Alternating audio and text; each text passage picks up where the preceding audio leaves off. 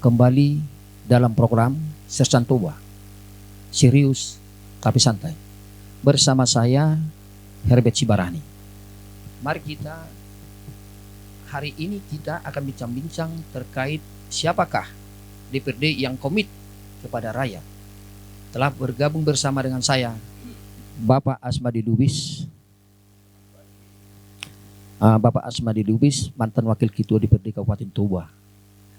Bapak Jamil Panjaitan, mantan birokrat. Bapak Kevin Napitupulu sebagai balon caleg dari Partai PDP.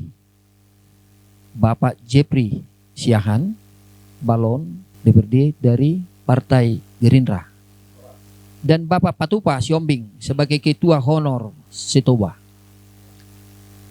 Berbincang mengenai DPRD, kita tahu bahwa DPRD adalah lembaga perwakilan rakyat daerah yang berkedudukan sebagai unsur penyelenggara pemerintah daerah kabupaten kota. Dan mengingat tahun ini yang merupakan tahun politik, para calon pastinya sudah mempersiapkan diri untuk menyambut tahun ini.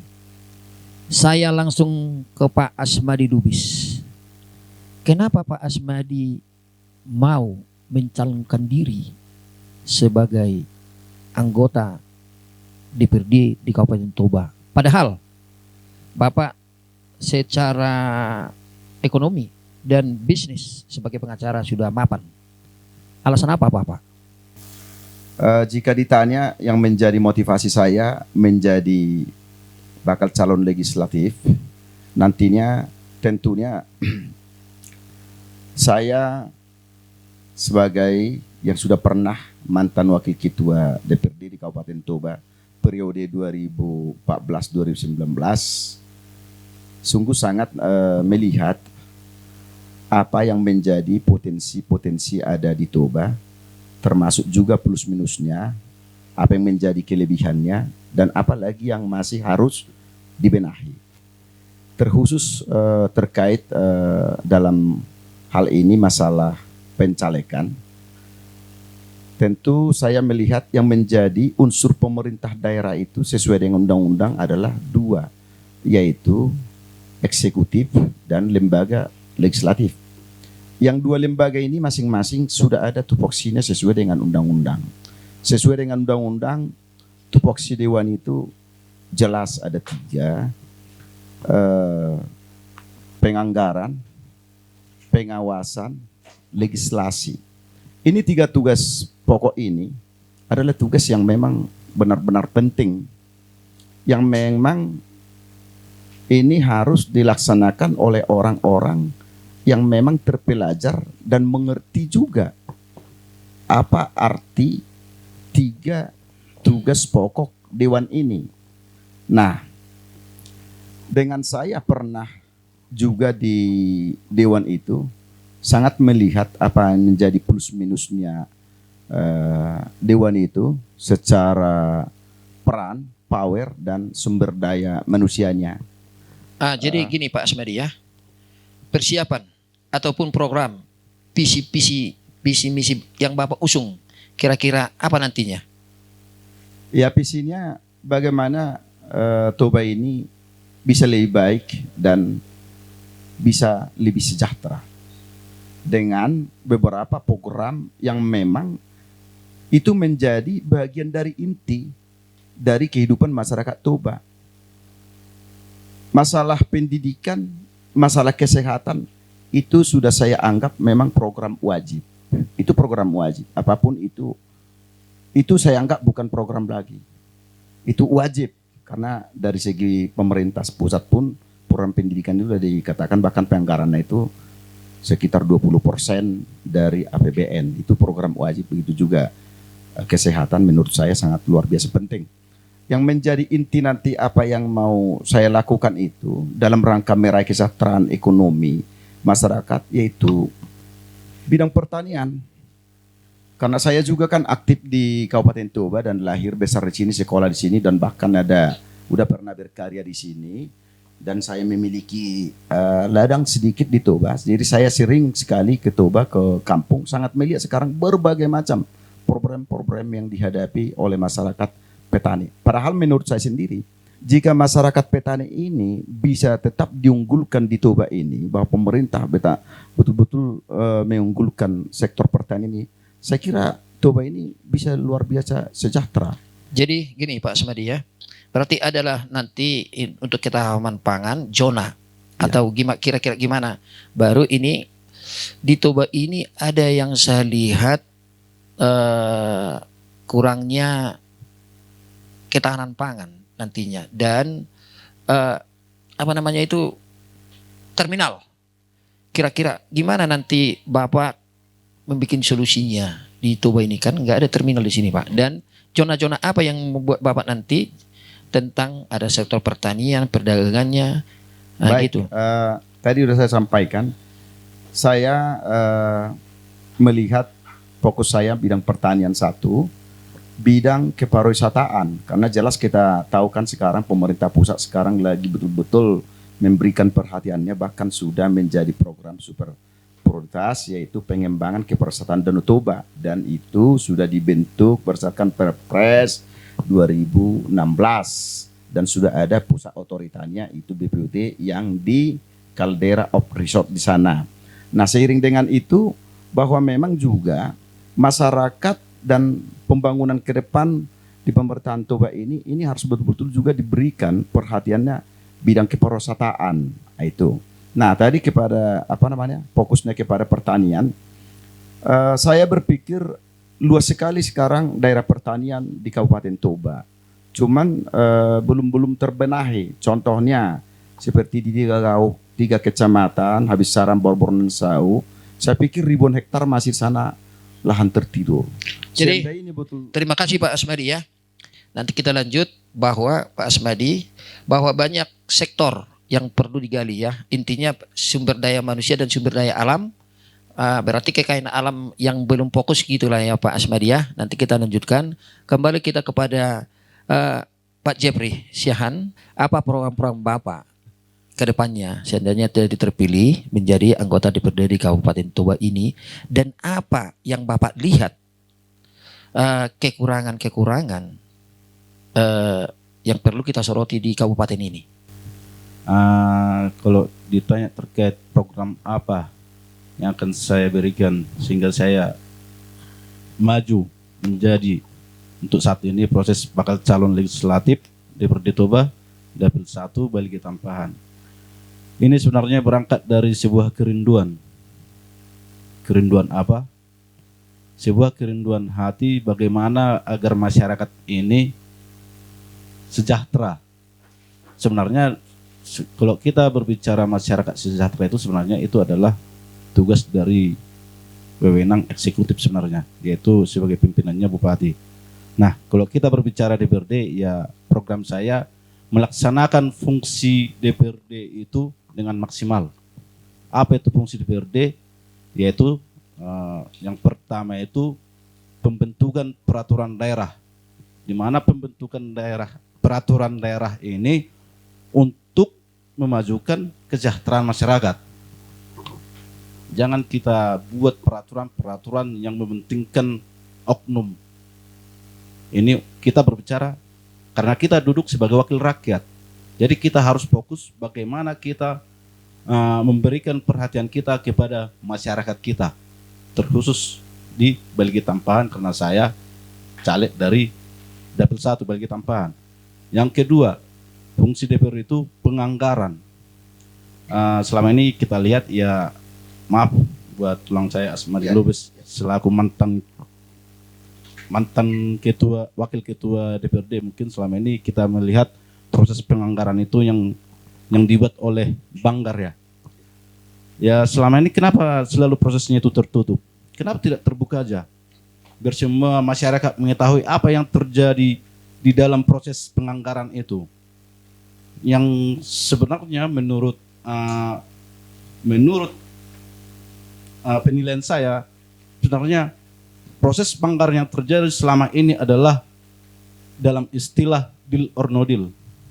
Berarti ini kepentingan untuk pribadi, bukan penganggaran untuk apa yang diperlukan masyarakat Toba. Contohnya penganggarannya dalam bidang pendidikan, ada masyarakat atau keluarganya atau anaknya atau siswa yang kurang mampu dalam hal dunia pendidikan untuk sekolah, ayo kita diskusikan, banggar untuk dinas pendidikan, anggaran dari mana untuk ini, bagaimana kita, bla bla bla bla. Yang intinya penganggaran itu untuk kepentingan rakyat, bukan untuk kepentingan oknum. Makanya saya bilang tadi, deal or no deal. Ya kalau deal, berapa? Kan itu yang menjadi istilah sekarang yang hangat dibicarakan di masyarakat ini, masalah pokir. Nah, sebenarnya pokir itu apa sih? Dan pokir itu, pokir dewan itu hasilnya dari mana? Makanya terjadi ada pokir. Sementara pokir itu adalah pokok pemikiran rakyat. Hasil dari kunjungan seorang wakil rakyat ke konstituen, apa yang perlu. Dan itulah dibahas di dalam reses. Makanya terjadi pokir. Cuma selama ini yang terjadi pokir itu adalah oknum ini pun nggak datang reses. Tapi hasil reses ini bisa diambil, dicaplok menjadi pokirnya. Itu bagaimana bisa terjadi? Oh, artinya gini ya Pak Jepri ya. Alasan pokir untuk memperkaya diri kira-kira begitu ya. Nah, gitu. Nah, yang ketiga, fungsi DPRD sebagai lembaga pengawas. Nah, bagaimana DPRD bisa mengawasi kalau DPRD-nya juga ikut main proyek? Jadi gini Pak Jepri ya. Gimana pandangan Bapak tentang pajak baligi dan para pedagang pajak baligi? Apa solusinya nantinya seandainya Bapak terpilih jadi anggota DPRD di Kabupaten Toba? Jadi masalah pasar Balerong itu sebenarnya gimana ya? Itu sebenarnya sangat penting sekali. Nah, sebenarnya disinilah sebenarnya peran DPRD itu. DPRD sebagai wakil rakyat. Kenapa saya bilang sangat penting? Ya dulu waktu kita bahas itu saya agak ulas ke belakang dulu. Waktu kita topiknya mengenai pasar Balerong. Dulu ada istilah orang Pemkab Toba ini mengatakan itu anggaran pusat. Bla bla bla, kita tidak dilibatkan dalam pembangunan itu. Oke, sekarang kan tuan rumah siapa? Toba. Biarpun itu anggaran pusat kan, cuma kan kita sebagai tuan rumah juga harus ikut berperan. Berperannya bagaimana agar pembangunan itu berjalan dengan baik dan sesuai dengan keinginan masyarakat. Dalam hal ini masyarakatnya para pedagang. Nah, pada saat pembangunan itu, di manakah para yang terhormat wakil rakyat untuk mengawasi pembangunan yang terjadi di Toba ini? Cuma ya kalau masalah pasar Balerong yang terjadi, situasinya yang terjadi saat ini sebenarnya itu sudah sangat rumit. Ya sebenarnya ya kalau masalah itu saya agak kecewa juga melihat para pedagang yang saya dampingi saat acara kita saat itu. Jadi gini Pak Jepri ya, tadi kan pokir itu kayaknya untuk kepentingan pribadi. Mungkin karena anggaran pajak Balerong Barigi itu dari pusat, jadi kayaknya DPRD yang sekarang itu tidak memikirkan para pedagang, kira-kira begitu. Nanti kita lanjut sama Pak Jepri ya. Kita lanjut sama Pak Kevin. Apa program Adinda? Kenapa mau jadi caleg? Dan apa sih yang Anda inginkan? Kalau saya pribadi sebenarnya simpel saja. Sudah dijelaskan tadi sama tulang Asmadi Lubis dan lain saya Jeffrey tadi. Banyak program-program, banyak cita-cita yang ingin diwujudkan untuk Kabupaten Toba ini. Kalau saya simpel saja. 3 fungsi tadi itu dijalankan. Fungsi legislatif, fungsi pengawasan dan fungsi anggarannya. Tapi sejauh ini yang saya lihat dari ketiga fungsi itu tidak ada yang berjalan sama sekali. Mulai dari Lai Jeffrey tadi mengatakan fungsi pengawasannya tidak berjalan, anggarannya juga tidak transparan dan juga untuk fungsi legislatifnya juga tidak berjalan. Jadi maksud saya gini, apa peran dari para anggota Dewan ini selama 5 tahun ini? Program-program yang dijalankan pemerintah apakah diawasi oleh anggota-anggota Dewan yang sekarang lagi menjabat? Jadi menurut saya gini, untuk program simpel saja, untuk pengawasan misalnya, kabupaten atau pemerintah eksekutif mempunyai program, misalnya di contoh pendidikan atau kesehatan atau pertanian. anggota dewan sebagai pengawas. Tapi menurut saya pribadi, yang saya juga belajar juga, tidak cukup cuma mengawasi saja program yang sudah diberikan oleh pemerintah atau eksekutif. Anggota dewan pun bisa ikut berperan aktif. Dalam arti begini, ketika eksekutif mengusulkan, anggota dewan pun dapat memberikan saran dan juga inovasi untuk program tersebut. Jadi tidak mentah-mentah menelan program dari eksekutif tersebut. Jadi kita bisa memberikan saran, inovasi untuk pengembangan program tersebut. Jadi dapat berjalan fungsi pengawasannya. Kalau menurut saya pribadi. Dan juga fungsi anggaran. Betul tadi kata Jeffrey tadi, tidak transparan. Hanya mementingkan oknum. Apakah sampai berpuluh-puluh tahun ke depan kita akan seperti itu terus? Apakah oknum-oknum ini akan kita perkaya terus? Kita harus memikirkan masyarakat, kita harus memikirkan rakyat. Program-program yang anggaran-anggaran yang ditujukan dengan baik dan tepat sasaran. Ya kan? Pertanian, kesehatan, pendidikan, UMKM dari segi ekonominya. Kita harus perhatikan itu juga. Prioritas pendidikan, kesehatan, pariwisata, ekonomi, itu satu jalan semuanya. Yang seperti saya yang masih berumur 25 tahun contohnya. Saya merasa pendidikan itu sangat penting. Karena dari pendidikan ini kita dapat melihat bagaimana kita mengkonsep atau memikirkan program ke depannya. Setelah kita berpendidikan, pendidikan kita cukup tinggi, kita berikan beasiswa misalnya untuk masyarakat atau anak-anak kita. Tidak kekurangan anggaran Kabupaten Toba, 1 triliun per tahun. Apakah itu kurang untuk memberikan beasiswa kepada anak-anak kita nanti?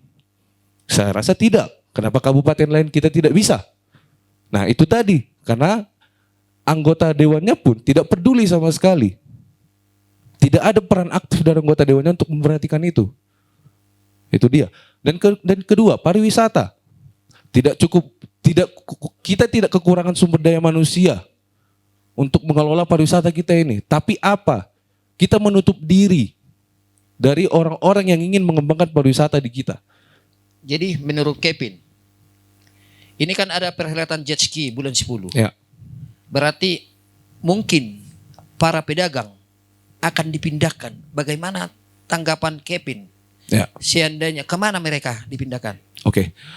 Kalau menurut saya simpel saja, makanya saya bilang dari tadi kalau kita mengambil keputusan itu jangan dibawa ribet, ambil simpelnya. Karena kita semua berpendidikan, kita semua bisa berpikir, kita semua bisa mengolah apa yang menjadi program itu tersebut. Kalau menurut saya untuk apa dipindahkan? Kenapa tidak diajak kerjasama? Karena selama ini apa? Pemerintah tidak mengajak kerjasama dengan masyarakat pedagang tersebut. Anggota dewan pun tidak mau mewadahi mereka, kesannya tidak peduli terhadap masyarakat pedagang ini. Contoh kasus untuk jet ski bulan 10 ini, kenapa tidak diajak kerjasama untuk dibina mereka, dilatih mereka untuk berdagang di situ untuk meningkatkan UMKM kita. Pelatihan tidak cuma menjual, contohnya mie gomak, tidak hanya itu. Kita dapat membina masyarakat, melatih masyarakat untuk meningkatkan UMKM mereka, untuk berdagang yang lain. Jadi orang yang datang pun, wisatawan yang datang untuk menyaksikan itu dapat ada ketertarikan dari mereka gitu loh. Dan satu lagi, ini contoh kasus juga yang F1 sebelumnya, F1 H2O di bulan 2 kemarin. Kenapa untuk apa masyarakat dipindahkan? Sementara venue tersebut lumayan luas dan besar.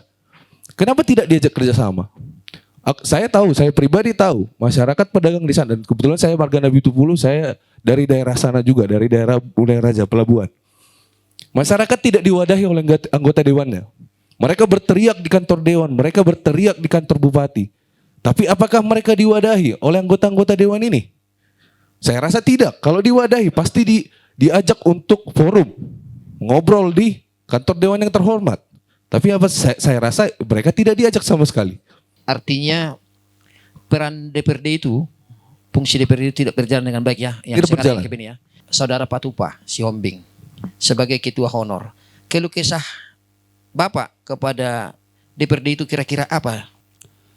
Jadi harapan kami kepada anggota dewan yang ada di Kabupaten Toba Samosir dan seluruh Indonesia untuk menyampaikan aspirasi di mana seluruh honorer yang ada di seluruh Indonesia sangat kecewa dan masa depan mereka dikenakan di tahun 2024 ini.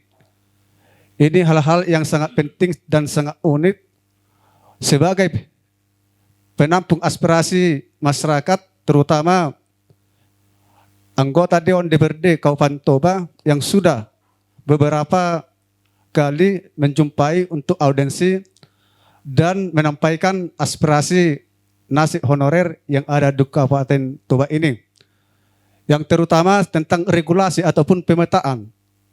Kebanyakan honorer yang ada di Kabupaten Toba masih banyak tamatan SMP dan SMA yang sesuai dengan regulasi pemetaan dari Menpan yang mengikuti untuk seleksi ataupun tes P3K diutamakan D3 dan sarjana, sehingga yang memiliki ijazah SMA tidak diperbolehkan, tidak memenuhi syarat. Jadi harapan mereka sebagai saya menyampaikan dan menampung aspirasi honorer yang ada di Kabupaten Toba, memohon kepada pemerintah, bahkan Pak Presiden, agar benar-benar mengkaji ulang kembali yang sudah dibuatkan program dari Menpan, agar dikaji ulang, agar harapan tamatan SMA yang saat ini bekerja di instansi yang bersangkutan, terutama di Kabupaten Toba, agar harapan mereka ke depannya bisa dimasukkan untuk mengikuti ujian dan pengangkatan P3K secara global dan tanpa tes. Ini yang sangat dibutuhkan. Bagaimana ke depannya nasib mereka, terutama tenaga honorer yang ada di Kabupaten Toba, kurang lebih 1.650, bahwa surat edaran yang sudah resmi sah diedarkan untuk di tahun 2023 per September 2023 ini, tanggal 28 November akan dirumahkan. Oleh karena itu pemerintah Kabupaten melalui DPRD, bagaimana aspirasi masyarakat, apakah di mana nanti anggota DPRD tidak menerima atau menampung aspirasi mereka, sebatas di mana pekerjaan anggota DPRD di Kabupaten Toba ini jangan tutup mata, mulailah didengarkan aspirasi mereka, karena nasib mereka, anak-anak mereka akan menghilangkan pekerjaan mereka, dikembalikan ke rumah masing-masing. Harapan kami ke depan sebagai penampung aspirasi masyarakat Toba, terutama honorer Toba, marilah mendengarkan aspirasi rakyat di tahun 2023 ini, agar harapan mereka ke depan untuk menafkahi anak-anak mereka dan mereka tetap dipekerjakan di pemerintahan Kabupaten Toba Sebagai ini. ketua honorer di Kabupaten Toba, katanya Bapak kurang tegas ya, karena ada di titipan yang langsung bisa jadi mengikuti P3K. Bagaimana pendapat Bapak itu? Inilah yang kami sesalkan sebenarnya. Pengawasan untuk penerimaan honorer di P3K, ketua dan forum ini sudah bekerja keras, tetapi pemerintah masih tutup mata. Mungkin ya kalau anggota barcanya umur-umur yang muda, kemungkinan masalah RP-nya kita tidak tahu. Yang lama ini masalah RP-nya kita tidak bisa memenuhi sesuai dengan permintaan pejabat yang bersangkutan. Ini penting akan ke depannya, janganlah istilahnya ada suatu permainan pandang bulu. Jadi mungkin untuk ke depannya. Jadi gini Pak ya, anggota Bapak butuh ketegasan dari Bapak, itu saja. Artinya seleksi itu benar-benar hadirlah, benar-benar jangan ada lagi yang deking-dekingan, itu maksud anggota Bapak. Jadi nanti lanjut sama Bapak. Jadi gini Pak Asmadi Lubis sebagai mantan Wakil Ketua DPRD Kabupaten Toba. Kita sudah mendengarkan tadi bahwa keluh kesah honorer yang 1.650 orang, ya. Kadang-kadang diangkat jadi P3K ikut mengikuti ujian padahal masih 1 tahun, ya. Sebenarnya nggak boleh ya regulasinya, ya. Jadi bagaimana tanggapan Bapak nantinya? Seandainya Bapak nanti duduk menjadi anggota DPRD di Kabupaten Toba, bagaimana menyikapi persoalan para honorer ini, Pak? Dari awal saya sangat prihatin melihat masalah pengaturan honor ini, baik juga perlakuannya. Maka kalau ditanya tentang saya dan sudah pernah aku lakukan ini, perhatian kepada honor ini harus benar-benar dimanusiakan mereka, harus dimanusiakan. Yang kedua, harus ada regulasi yang jelas seperti dia sampaikan tadi kan. Ada udah 16 tahun, 52 tahun lagi sekarang. Jadi mengharap apa lagi lah dia itu? Di mana sih hati nuraninya pemimpin boro-boro yang masih baru 1,5 tahun bisa dimasukkan ini bagaimana? Kan itu. Jadi kalau saya sendiri turut saya prihatin karena kalau pendapat saya kalau honor ini lebih bagus tidak terima kalau tidak diperhatikan baik jumlah gajinya, waktu yang tepat, baik juga kalau ada penerimaan. Karena ada tanggal masuknya tahun berapa, ya berjalan di sistem itulah. Nah kalau saya sangat sepakat dan saya kebetulan orang hukum dan ada hati nurani saya, konsisten dengan siapa yang mesti harus berhak didahulukan lebih dahulu, itu yang harus diperhatikan. Dan kesehatan mereka harus ditingkatkan. Sekarang saya dengar 1-2 ya. 1-2 itu gagasan saya dulu. Nah, dan kalau menurut saya dilihatlah nanti perimbang keuangan daerah. Tetapi kalau menurut saya 1,2 dengan sekarang berasa aja sekarang satu kaleng itu udah 270 kalau di persebulan ya. 270 jadi enggak mungkin lagi seperti itu harus disejahterakan lah saya. Terima kasih Pak Sumadi. Kebetulan Pak Jamel sebagai mantan birokrat bisa menjabarkan tentang tadi keluh kesah honorer, bagaimana pendapat Bapak tentang DPRD yang sekarang ini dan DPRD yang akan datang. Mengenai DPRD ini saya kira kawan kita yang bertiga tadi sudah menyampaikan apa tugas daripada legislatif itu.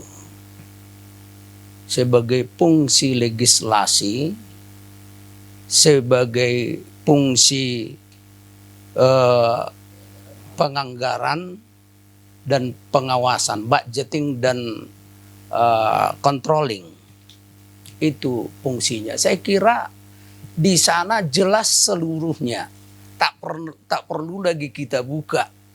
Kalau oknumnya sudah pengen menjadi legislatif, tentunya sudah memahami dulu lah yang 3 fungsi ini. Kalau tidak memahami nggak usahlah masuk. Hanya istilahnya di kita suku Batak jangan hanya monang di surak-surak saja. Tentu harus monang juga di olop-olop. Itu filosofi pun kita si jolo-jolo tubuh. Setelah memahami apa sih tugas dan fungsi daripada legislatif ini, harus dibentuk sebagai teamwork. Harus teamwork. Jangan artinya ini kan ada 4 komisi.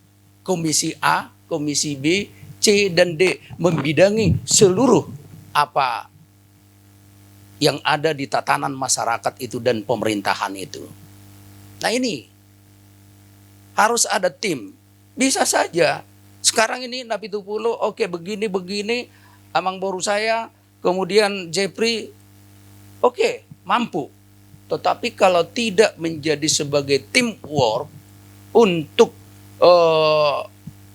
mencapai kepada tujuan sebagai fungsi legislatif itu, saya kira ini omong kosong juga.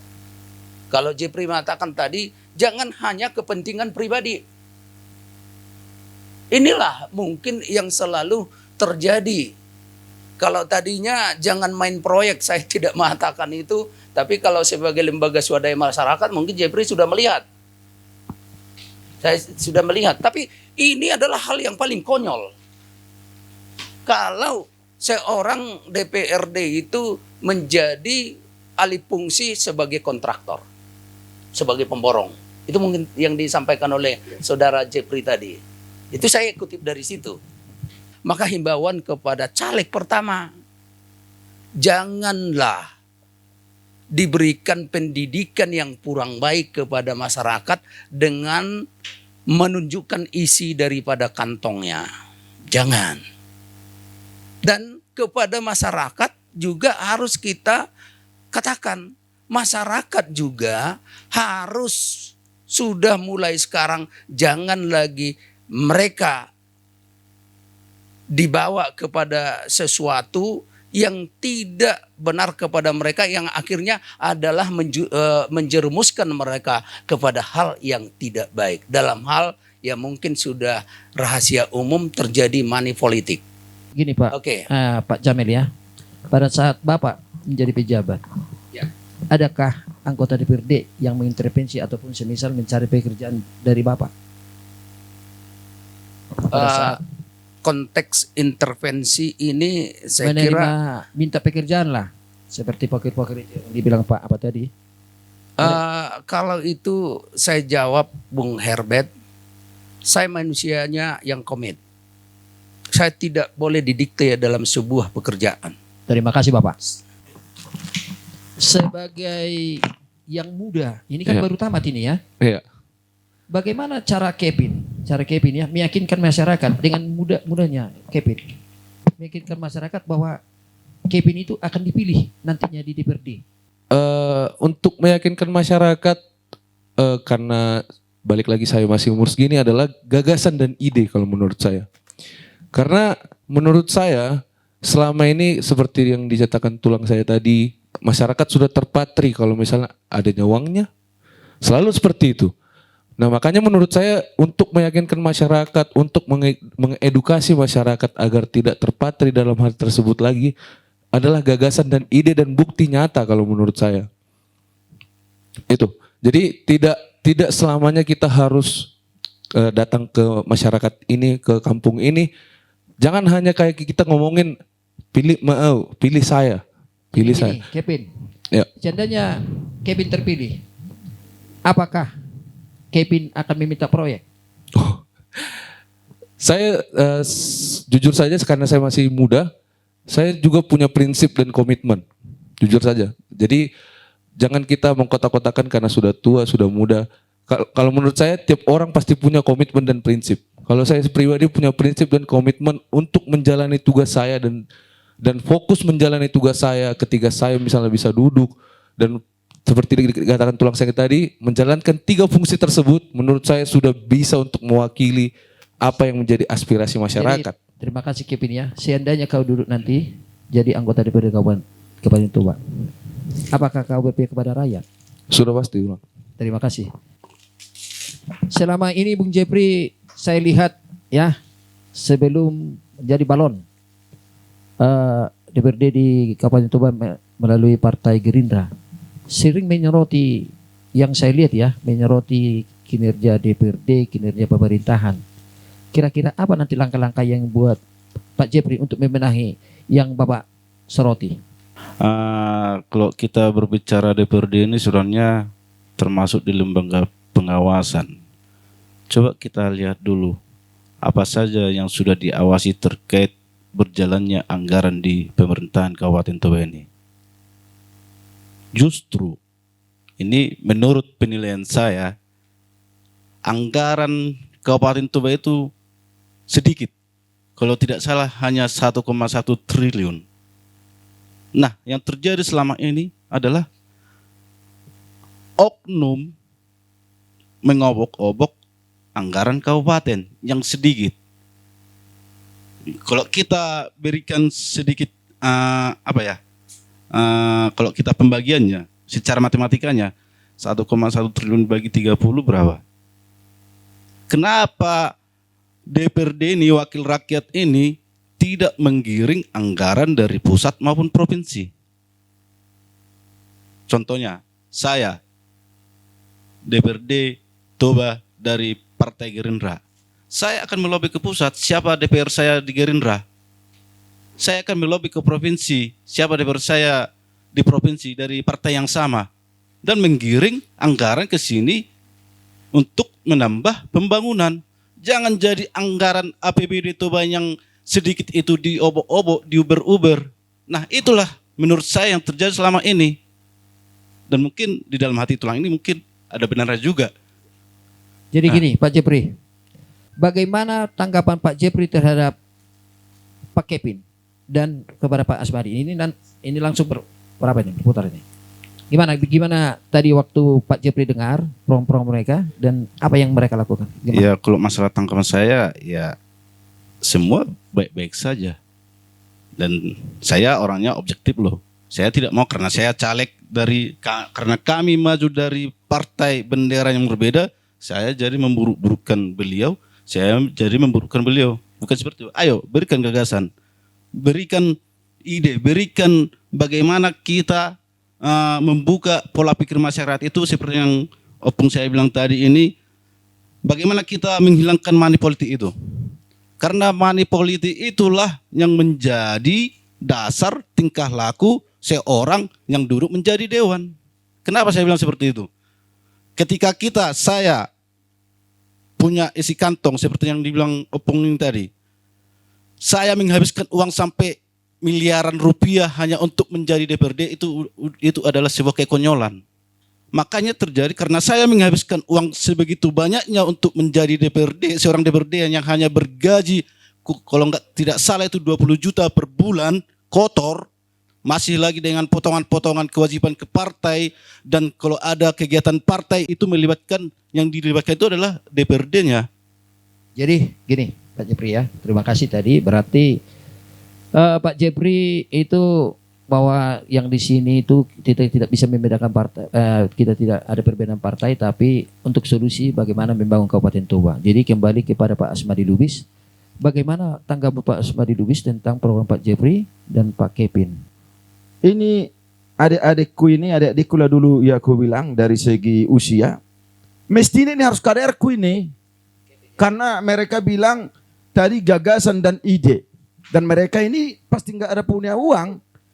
Apa yang mereka katakan kita harus berantas money politik dengan cara gagasan. Wah itu slogan PKN. Apalagi saya sebagai ketua partai.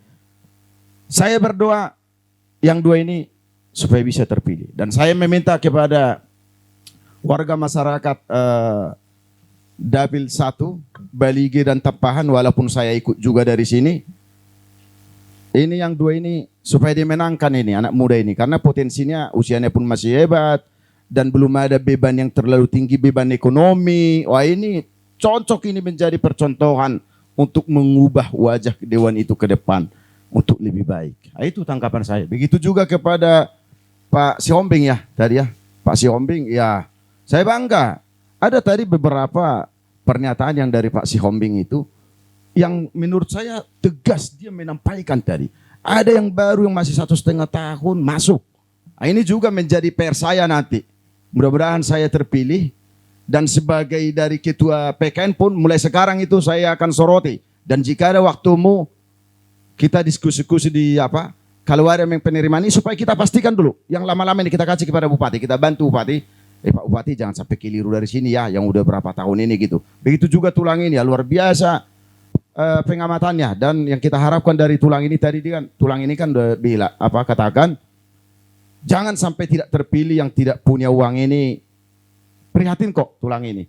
Nah, harapan kami sebagai caleg Dapil 1 tulang, tokoh seperti tokoh tulang harus terdepan dulu menggebarkan kampanye itu agar ini bisa lebih baik. Karena apa tadi yang disampaikan oleh Bang beres saya Jepri ini, bahwa sebenarnya di proses awal ini membawa malapetaka setelah di dewan. Karena Pak utang caleg itu jadi banyak.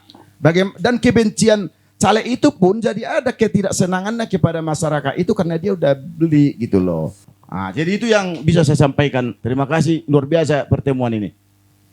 Jadi kami dari Sersan Toba dapat menyimpulkan kepada masyarakat Toba agar terpilih nantinya wakil kita di DPRD di Kabupaten Toba. Janganlah kita pilih yang jor-joran kasih uang. Itu saran dari kami. Pilihlah yang kita anggap bagus dan bisa perwakilan kita nantinya di DPRD Kabupaten Toba. Unang Songgok Burju, itu kata Pak Siombing tadi. Dan semoga apa yang telah kita citakan semoga tercapai. Horas.